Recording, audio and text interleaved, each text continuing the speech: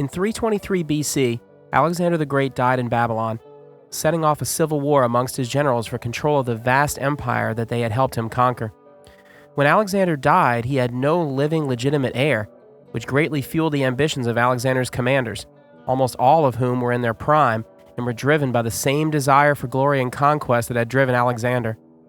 Of the dead conqueror's two sons, one was an illegitimate love child born of a Parisian noblewoman, and the other was the yet unborn son of his Bactrian bride, Roxana.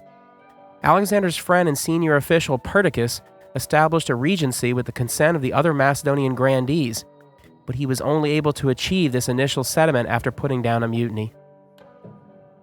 Assemblies of the army were empowered to approve or disapprove of kings, and the men in the ranks who had helped Philip II conquer Greece and Alexander conquer Asia were far from shy about demanding that their preferences be honored. The Macedonian rank and file, like some of the other senior commanders, were xenophobic and did not like the idea of turning the empire over to Alexander's half-barbarian son if another male of pure Macedonian blood could be found. Although he had the mutineers trampled to death by elephants, Pietrykowski was still forced to accept Alexander's developmentally disabled brother Philip III as one king to serve alongside of Roxana's son Alexander IV.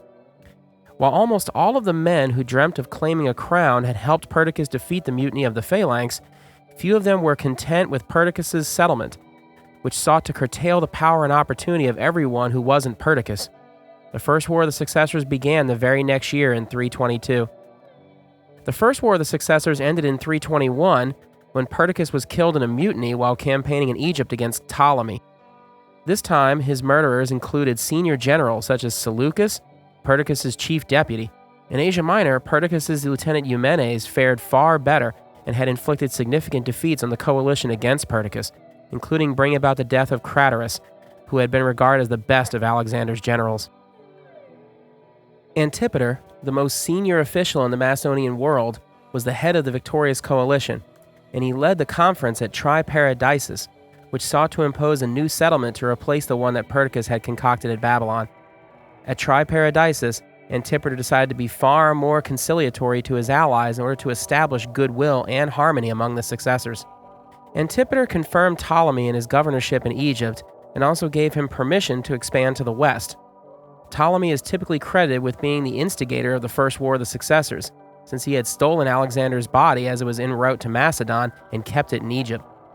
Seleucus wanted a satrapy, so Antipater assigned him to Babylon, the wealthy center of the sprawling empire. While he had not been one of the bodyguards and had not been one of Alexander's great commanders, Seleucus had been a rising star and was slated to take a greater role in Alexander's canceled campaigns. Pietrykowski had chosen him as deputy for his ability and energy. Ptolemy was a few years older than Alexander, and while Seleucus was about the same age or perhaps a couple of years younger, both had fought alongside of Alexander during this whole invasion of Asia. One of the most immediate issues facing the victorious allies was the need to finish off Eumenes. For this task, Antipater decided to turn to a veteran general who had been relegated to the sidelines for the vast majority of Alexander's campaigns, Antigonus the One-Eyed. Antigonus was a talented field commander and a scrupulous governor. Antigonus had controlled Phrygia and Asia Minor for Alexander. Snubbed by Pietrykowski, who confirmed Antigonus's appointment to Phrygia but wanted him to serve under the Greek Eumenes, Antigonus was arguably the chief architect of the First War of the Successors, since he had persuaded Antipater and Craterus that Pietrykowski was a threat. Antigonus was born in 382 BC, the same year as the late Philip II, making him 61 years old in 321. Antipater empowered Antigonus to a great extent, giving him both the new title of General of Asia, which made him secondary in seniority only to Antipater himself, who was General of Europe, and gave him the guardianship of the two kings. Perhaps Antigonus chose Antipater to reward Antigonus for his role in rescuing him from the middle of a mutiny which broke out in the early going of the Tryparadisus conference. However, despite Antipater's trust in his old friend Antigonus, Antipater chose to surround the one-eyed general with satraps and subordinates loyal to himself. Suddenly empowered after years of toiling away in relative obscurity, Antigonus the One-Eyed now joined the ranks of those Macedonian aristocrats who dreamt of ascending the throne. In 320, Antipater remained in Asia Minor to closely supervise Antigonus's efforts against Eumenes. Eumenes managed to win small but embarrassing victories, and this led to tension between Antigonus and his second-in-command, Cassander, who was Antipater's son. Cassander accused Antigonus of having regal aspirations, which caused Antipater to summon him for a conference. Antigonus, a charismatic and affable man, easily brushed aside Cassander's concerns and won back the trust of Antipater. With his health declining and desiring to return home, Antipater decided to transfer the control of the joint kings to himself and relocate them to Macedon, leaving Antigonus behind in Asia to deal with Eumenes. Cassander accompanied his father back to Macedon, which was probably a welcome development for Antigonus. Over the next few months, Antigonus finally contained Eumenes, who holed himself up in a small forest at Nora to await some favorable turn of events. The primary defect of Antipater's settlement is that it was built around everyone's trust and in relationship with Antipater himself. In early 319, just a few months after his return from Asia, Antipater fell ill and died. Without Antipater's calming presence and steady hand, the governing arrangements set in place at Triparadisus quickly fell asunder. On his deathbed, Antipater handed over his regency and control over Europe to Pietrykowski rather than to his son Cassander. Pietrykowski was experienced and had served Antipater well, but he lacked the clout to fill the void left by the death of the grand old man of Macedon. Cassander quickly rose up in revolt, and Antigonus agreed to help him.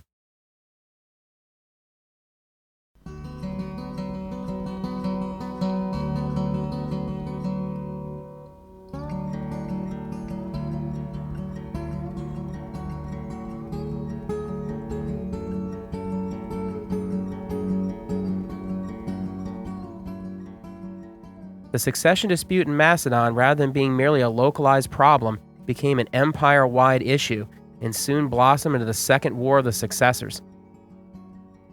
Sensing a chance to seize power, Antigonus allowed Eumenes to agree to an oath and serve him. Antigonus planned to cross over to Europe and establish his own control over Macedon and the two kings.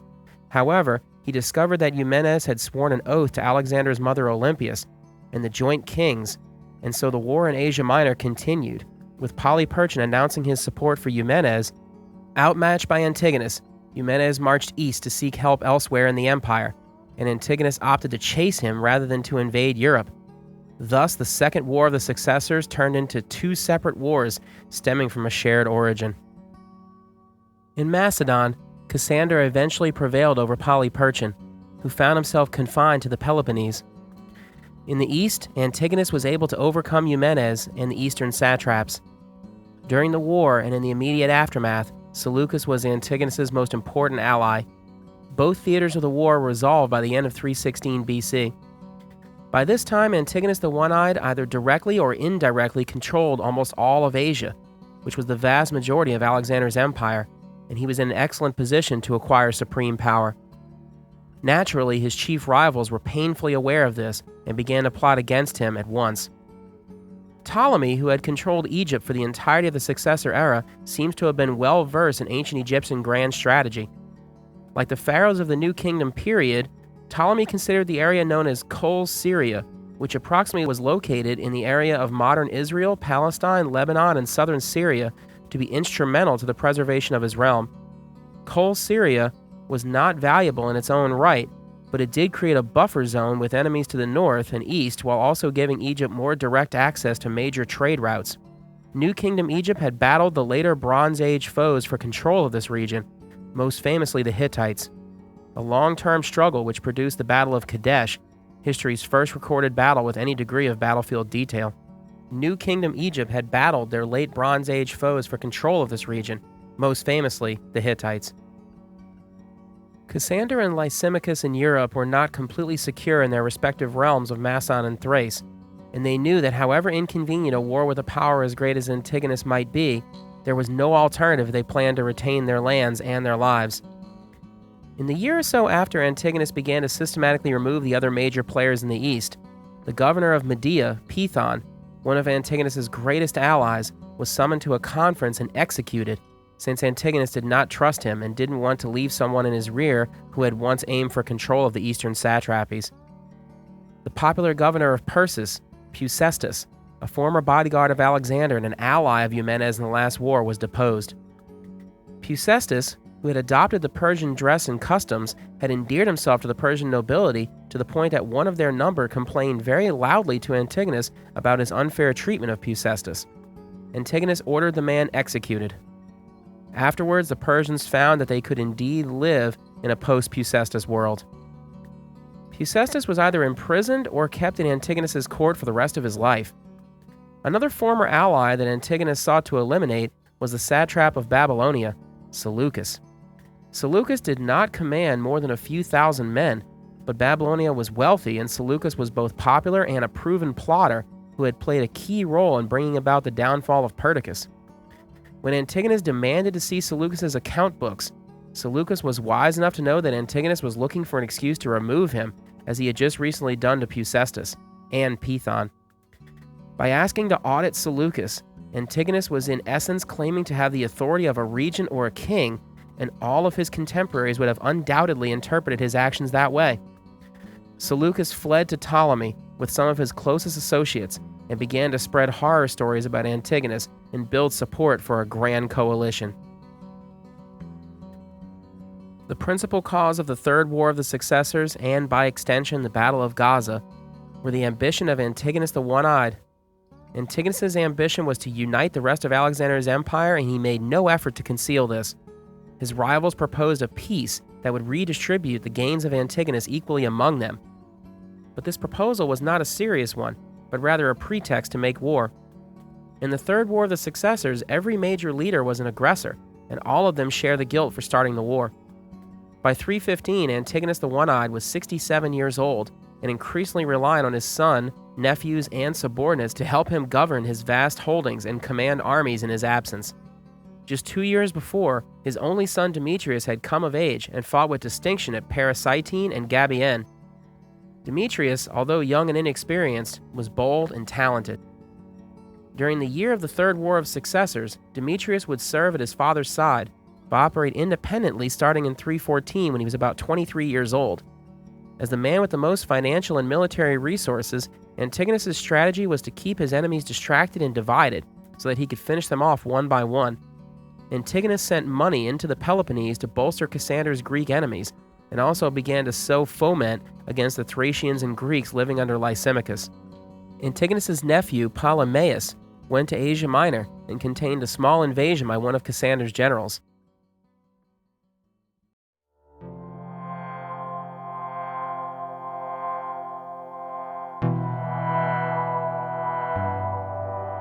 The initial strategy of Antigonus was to contain Cassander and Lysimachus while going after Ptolemy first. Antigonus sought to disrupt Ptolemy's operations by seeking naval allies. In Cyprus, Antigonus's agents sent money to the local rulers and got some of them to defect and revolt. Antigonus also entered into negotiations with the Rhodians, who had the strongest non-Macedonian fleet at this time. To divide Ptolemy's ground forces, Antigonus sparked a revolt in Cyrene, located in modern Libya, one of Ptolemy's other holdings.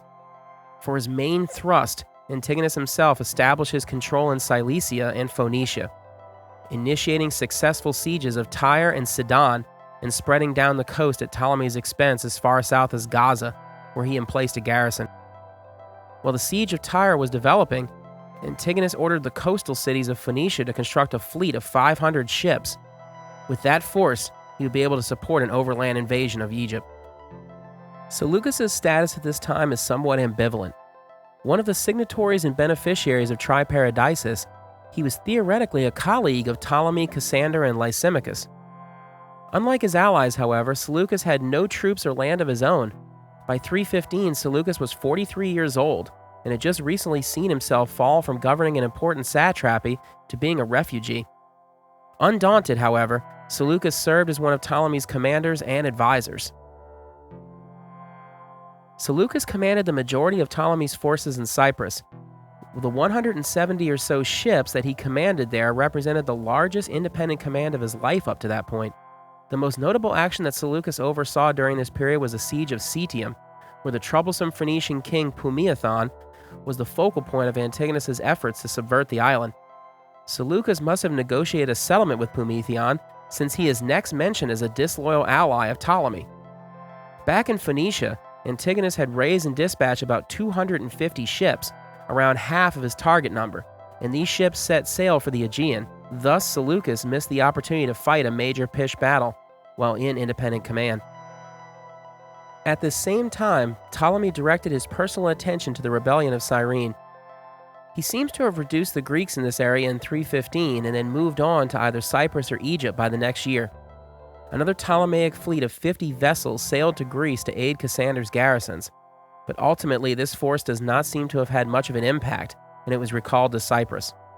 Since Ptolemy had over 200 ships stationed at Cyprus, and Antigonus had shifted his new navy to another theater, Ptolemy was able to launch raids of Cilicia and Phoenicia.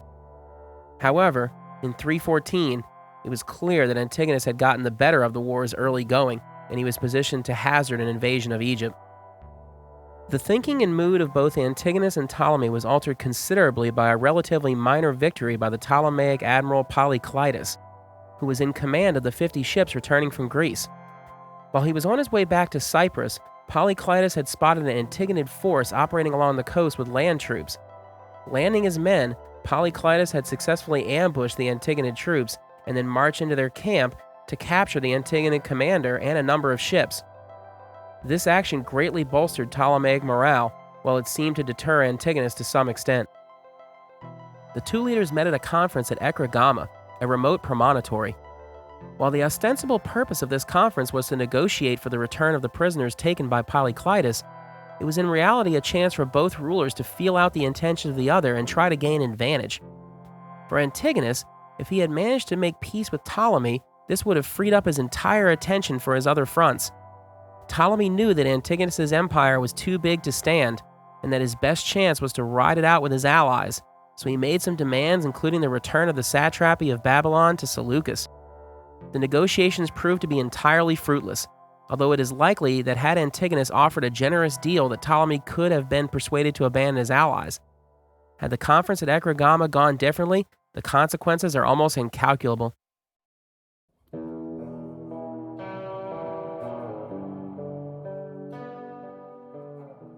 In 314 BC, despite the failure of the negotiation between Antigonus and Ptolemy, the two rulers largely behaved as if they had made peace.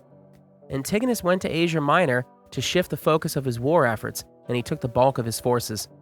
Antigonus seems to have decided that Ptolemy was sufficiently checked for the moment, or, if John Granger is right, he perhaps felt that an invasion of Egypt at that time would be too risky or costly. He left Demetrius with a respectable field army and some senior officers to hold Syria, and also to serve as a check on Ptolemy, while he hoped to achieve something great in Europe. Cassander's position was weak, and with Thrace being so unstable, Antigonus had every reason to believe that he could cross into Europe with his main field army, that his enemies there would just collapse, and he would be able to claim the regency and the empire. In the event, Lysimachus was able to foil Antigonus's well-laid invasion plans through a brilliant series of maneuvers and small battles in 313. Going into 312, Antigonus was still determined to cross the Hellespont, and the situation still suggested that if he could ferry his army across, Macedon, Thrace, and the regency would all be his for the taking. Ptolemy, for his part, was able to retake a few of his old holdings along the coast using his naval superiority. He also continued to harass Cilicia and other coastal settlements that were under Antigonid control. Ptolemy himself led his army into Palestine and Syria, and he was shadowed by Demetrius. Ptolemy had the larger army and was far more experienced as a commander, but the 54-year-old veteran of Alexander's campaigns found himself unable to catch Demetrius napping. So the two armies never clashed directly, and both retired to winter quarters without fighting any major actions. Ptolemy did retake some ground, but it seems to have still held significantly less than what he had possessed prior to the outbreak of the Third War of the Successors. Demetrius, in other words, was successfully containing Ptolemy so that his father could operate elsewhere and pursue more fruitful opportunities. Going into 312 BC, Ptolemy and Seleucus, who accompanied him, decided to force a battle with Demetrius and take him off guard by invading early in the season. Most scholars assume that the idea was Seleucus's, since he would be chafing at the bit and eager for any action that might help restore him to the east. However, we should not overlook Ptolemy's eagerness to reclaim parts of Palestine, Phoenicia, and Syria that he had lost in the parts of northern Syria that he had always coveted. news of the preparations that Ptolemy was making to raise a large army in Egypt traveled to Demetrius. Rather than await his enemy's arrival in Syria, Demetrius decided to march into Ptolemy's lands and meet the enemy in his own territory. The place that Demetrius chose as his preferred site for the battle was a plain just outside of Gaza. The battle was fought early in the campaigning season at Gaza due to unorthodox strategic thinking and was conducted in a way that differed from Macedonian tactical orthodoxy. Furthermore, the battle itself and the campaigns leading up to it and following it involved three of the most important figures from the War of the Successors, engaging in one of the most fiercely contested battles of the era. In fact, in an age where many battles ended before they properly started due to mass defection, the Battle of Gaza was fought with desperate valor and unflagging dedication. Most significant of all, however, is that Gaza created the conditions which allowed Seleucus to return to Babylon and alter the course of world history. The battle begins in part 2 of this 2-part series.